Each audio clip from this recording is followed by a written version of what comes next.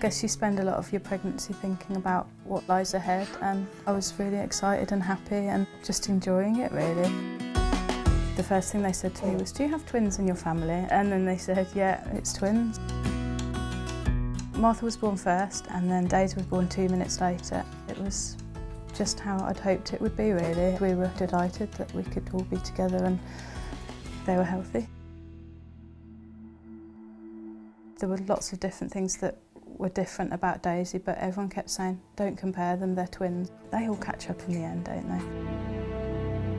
Got to about 15 months and she still wasn't crawling. Martha was like running around and Daisy was just sort of sat in her own sort of world.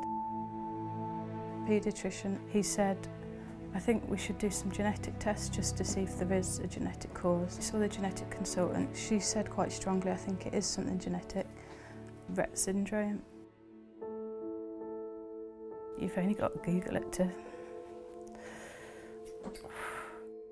I think the first line on the NHS website says something like, "A severe mental and physical disability," and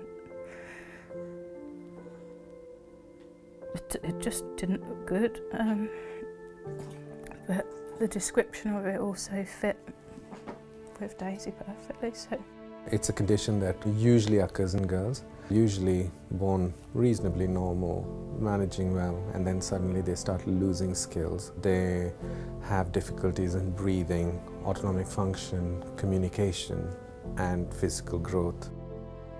when I thought about bringing up two girls together, you kind of have an image in your mind, don't you, of what it's going to be like, meeting the same milestones together, playing together, and it's still hard letting go of that image, I think. She'll probably never talk.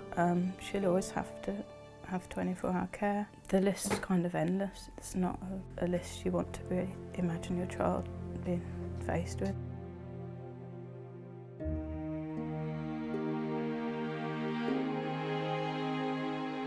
I remember one thing the consultant said to us actually was, out of all the genetic disorders, looking at a cure, this is one of the most hopeful. She told us about Reverse Rett, so it made us feel a bit more like perhaps there is some reality to this idea that it could be cured. And pretty much since that date, Reverse Rett's been the one positive thing that we've had to kind of cling on to, I suppose. I started Reverse Rett in 2010 because my daughter Amber had begun to deteriorate, and that was when I started to look to research to say how long is it going to take until we have a cure. And that's when I started to dig around and find out actually this is possible and actually likely to happen.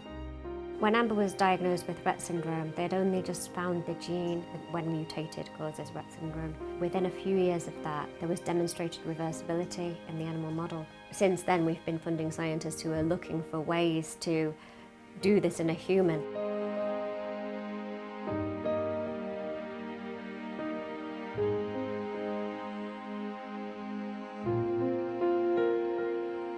Reverse Rett has been central to actually getting this trial off the ground, because they are the ones who are helping us pre-screen and get patients along into the study.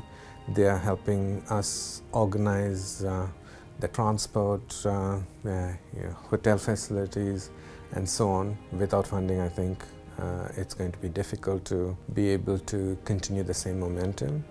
So they are crucial. The only reason that it's been even possible for us to consider doing this is because Dr. Santosh and the team do understand the needs, not just the specific medical needs, but all of the rest of the logistics that go into managing the life of somebody with Rett syndrome. I would definitely want to be part of the system who would actually help with trying to find a solution for managing and hopefully a cure. However, if we assisted in getting the first drug actually licensed for use because it works, I think that itself would have been a great achievement. We know that things do look optimistic for the future, and I don't want to get my hopes up too high about what a cure might look like. I think it's being realistic, but I think just anything that means her life will be happier. It might take some of the suffering.